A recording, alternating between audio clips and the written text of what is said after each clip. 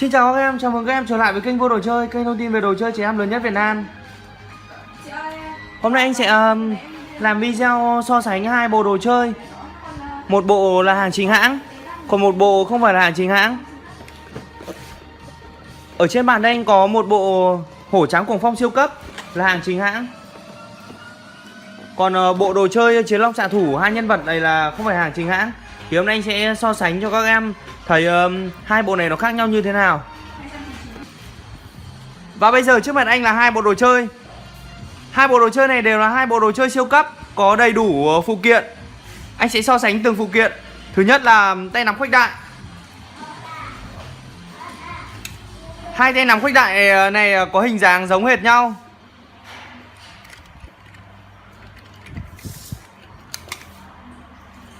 Chức năng cũng khá là giống nhau.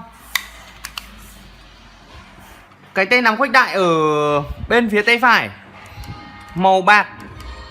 Các em có thể thấy chất liệu nhựa khá là tốt và bóng đẹp hơn cái bên tay trái của anh. Và ở phần rút ra được có in hình logo và nơi sản xuất. Các em để ý nhá, hàng chính hãng sẽ có in hình logo và nơi sản xuất của đồ chơi. Các em có thể nhìn rõ đây có một dòng chữ nhỏ. Còn hàng không chính hãng sẽ không có dòng chữ nơi sản xuất. Tiếp theo là đế trượt thần tốc. Đế trượt thần tốc của hổ trắng cuồng phong siêu cấp hàng chính hãng có màu bánh khác so với cái đế trượt. Còn hàng không chính hãng là màu giống nhau, một màu màu đỏ.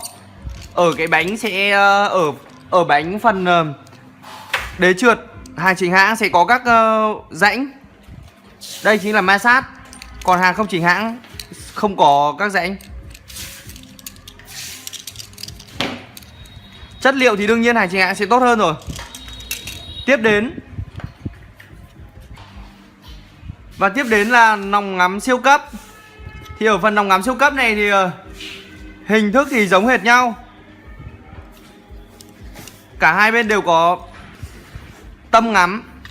Nhưng ở phần tâm ngắm của hổ trắng cuồng phong thì sẽ khác màu. Hầu hết sẽ là màu trong. Cái phần nhựa này sẽ là trong suốt để có thể nhìn được. Còn hàng không chính hãng thì là không trong suốt, chúng ta không thể nhìn được.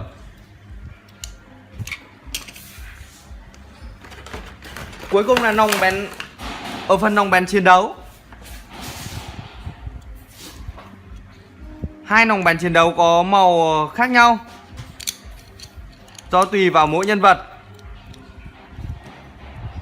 Ở phần nòng bén chiến đấu thì tác dụng như nhau, đều hạ xuống khi bị bén dính.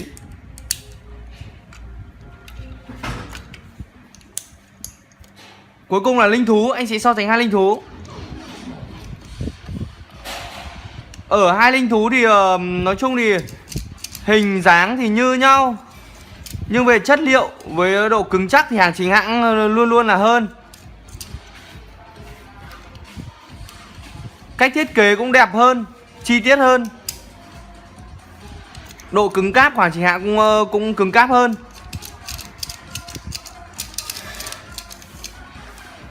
Số lượng chiến luân trong một bộ đồ chơi thì cả hai bộ, mỗi bộ đều có 6 chiến luân.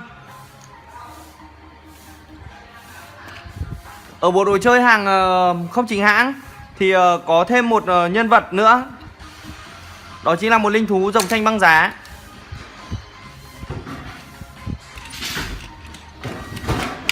Và bây giờ anh sẽ nâng cấp cho hai bạn linh thú ở hai bộ đồ chơi, xem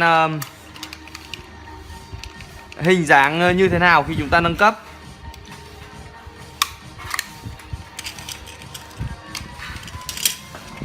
Ở đây chúng ta không thi đấu nên là sẽ không cần đến đế trượt thần tốc.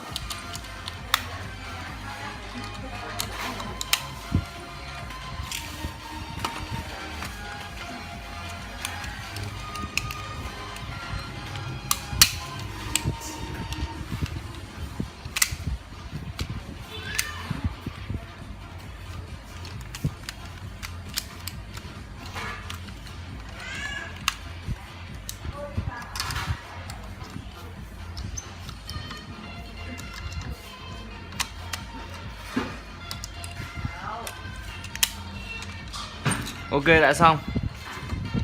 Đây chính là hai bộ đồ chơi. Một loại là chính hãng, còn một loại là không chính hãng.